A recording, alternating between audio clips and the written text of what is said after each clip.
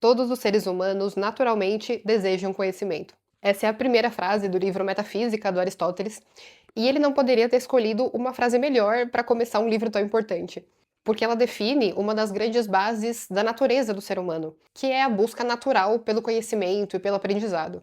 Eu fiz um Reels no Instagram essa semana falando como a filosofia é a base da vida humana, é a principal atividade, digamos assim, que um ser humano deveria exercer. E eu resolvi trazer esse tema para o YouTube também, porque aqui a gente consegue conversar mais profundamente sobre ele, né, em um vídeo mais longo. E eu acho que realmente ele é muito importante para a gente pensar em como a filosofia tem sido tratada nas últimas décadas, nos últimos séculos, como algo que na verdade ela não é.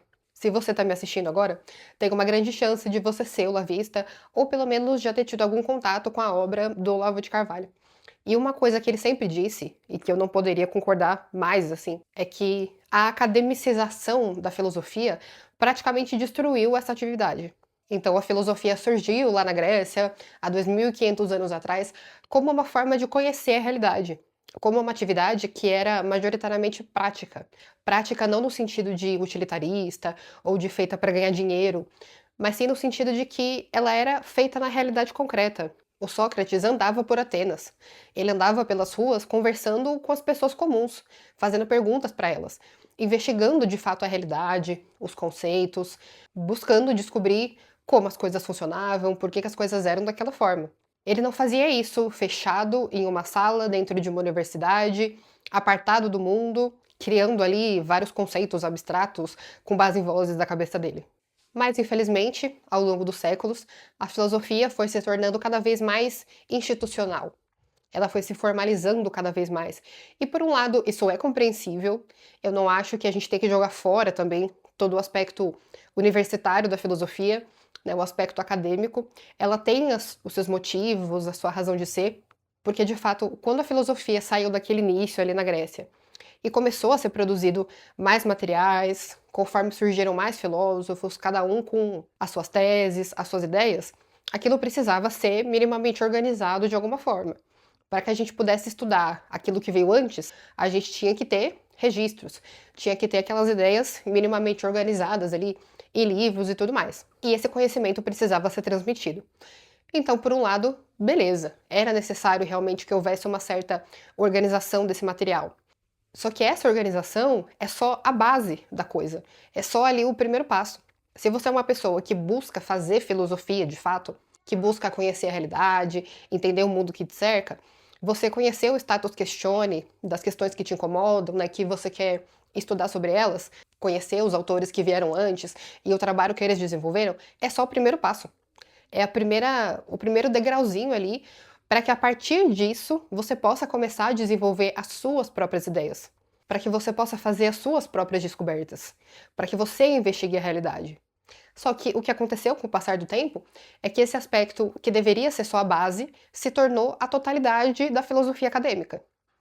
Então hoje, no século XXI, a gente tem ainda, nas grandes universidades, né, nessa filosofia mainstream, vamos dizer assim, muita gente, vários professores, alunos, escritores, que acreditam mesmo que fazer filosofia é ficar lendo e comentando textos antigos. E só. É você compreender cada termo, cada palavra, cada conceito que cada autor cunhou em determinada época, decorar tudo isso, ser capaz de citar tudo isso quando alguém te perguntar, para passar aquele ar de erudição, né? Para passar aquele ar que você passou muitos anos se debruçando sobre os grandes livros e decorando palavra por palavra, termo por termo, o que cada autor falou. Mas esse não é o cerne da filosofia. Essa não é a essência da filosofia. E quando a universidade, quando o meio acadêmico transforma a filosofia nisso, nessa mera leitura, análise, discussão e debate sobre o que outras pessoas já escreveram e já pensaram, a filosofia se torna, na verdade, uma coisa morta. Ela perde a conexão com a realidade, a conexão com os problemas concretos das pessoas, e ela passa a ser uma coisa ali da Torre de Marfim, onde meia dúzia de pseudo-intelectuais, eruditos, ficam escrevendo ali uns para os outros e comentando o comentário um do outro, e aquilo não sai dali.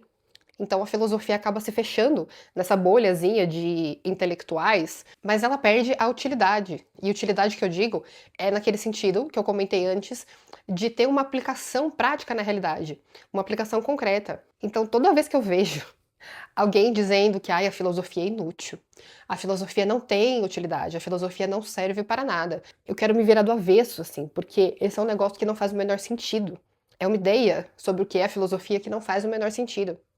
A filosofia tem sim utilidade, e é uma utilidade muito mais importante do que fazer dinheiro, do que captar cliente, do que pagar as contas. A filosofia tem a utilidade de ajudar a gente a conhecer a realidade em que a gente vive, de entender por que a gente está aqui, o que a gente veio fazer aqui, por que a gente faz as coisas como a gente faz, por que as coisas são como são e não de outra forma.